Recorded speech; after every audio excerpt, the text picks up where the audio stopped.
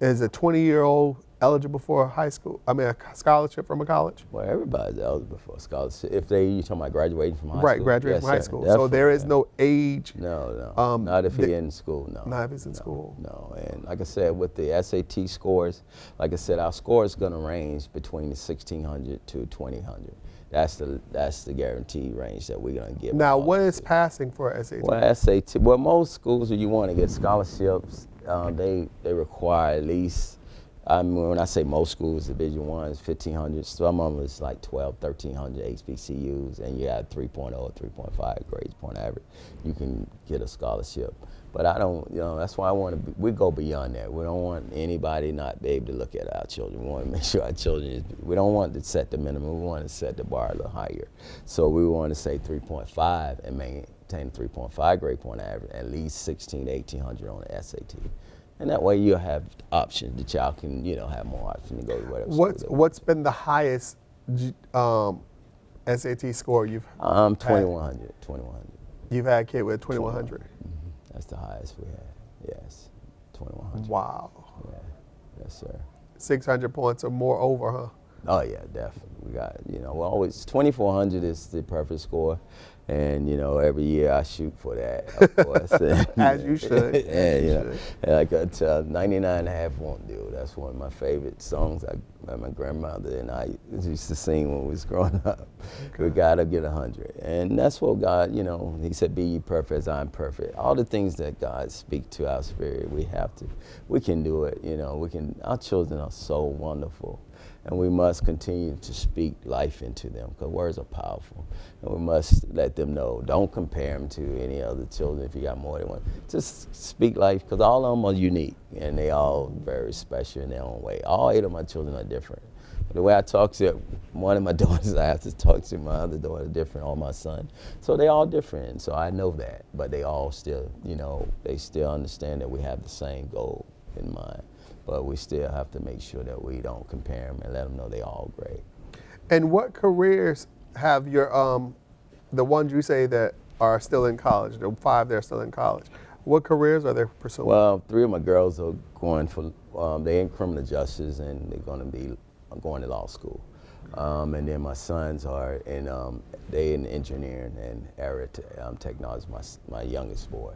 And so they doing very well, and I thank God for them to see the vision that I have instilled in them, and to understand that education is very important. So the reason I asked that for a reason was because I didn't hear at one time you say that they went to school on a football scholarship, or they went to school on some kind of athletic scholarship, but they went for academically, and they're pursuing fields that will stand the test of time, engineering and education, or they said law and those things. So what they're becoming is vital members of society, in the society that they're going into. Right, definitely. And like I said, been watching me every day, they wanted to make a difference. A lot of even my youngest daughter, she wants to be a doctor. She just wanted to help. You know what I'm saying? And she wanted to help others, and because I have them all tutored with me, I have them all working. So when they come home from college, I put them to work, and I let them know when they're in college to help your classmates out if you have any classmates. Really? Yeah, it's very important. It's very important. It's very important to give, and it's very important. That's something we must do, and help one another, love one another. That's one of the greatest commandments God gave us, to love one another. I think that's very important, that we help one another, no matter who it is or what skin color, that doesn't matter.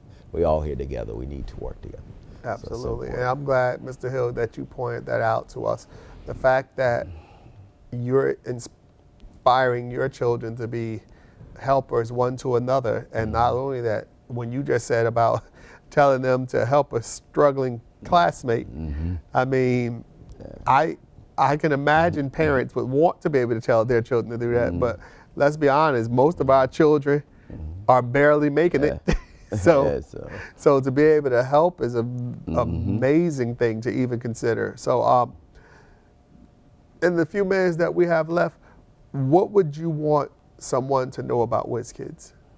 Well, we want them to know that was kids first, we loved our children, just like God loved us. And if they did just consider coming and enrolling their students anyways, kids, that they would get that same love that we have for all our children, and we'll make sure that we'll get everything out of the child that he or she needs.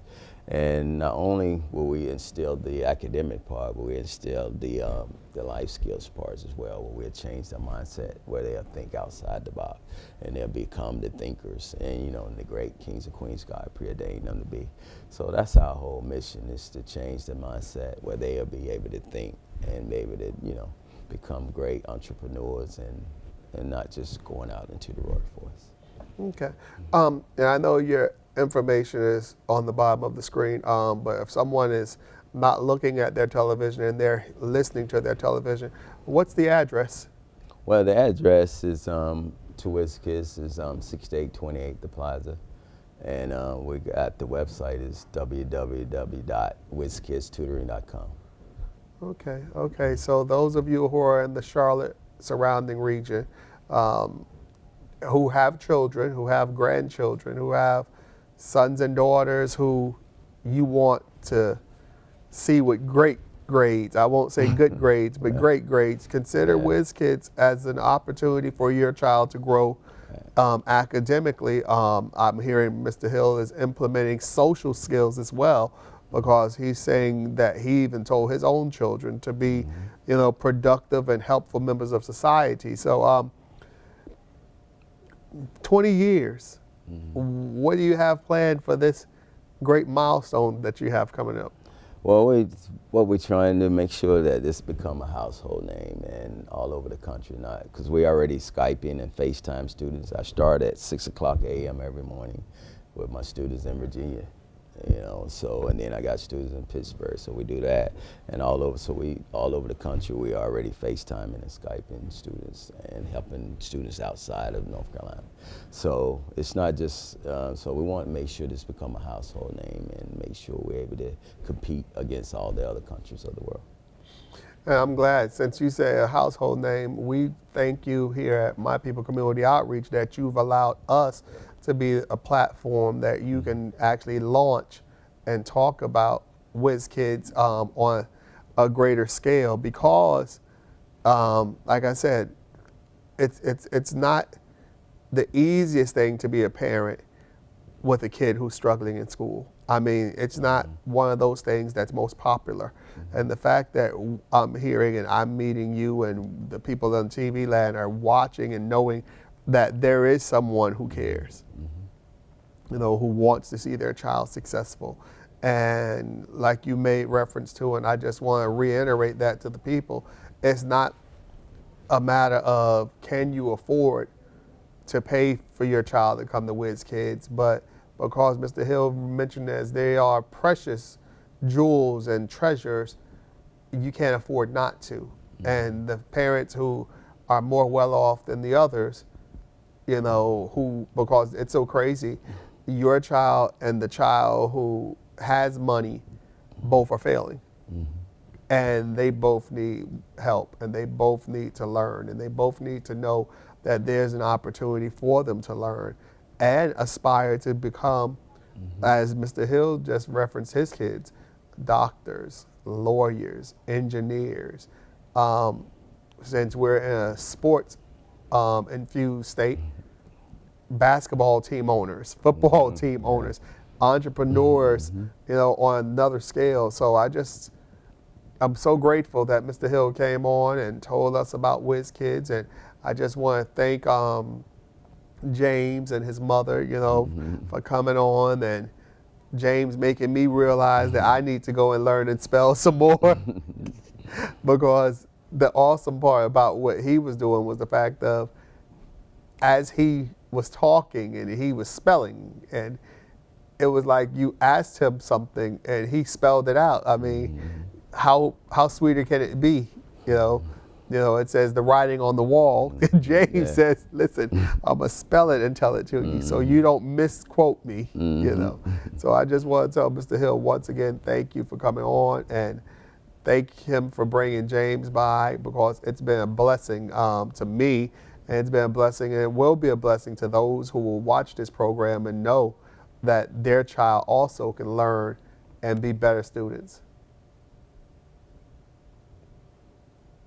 God's kingdom build.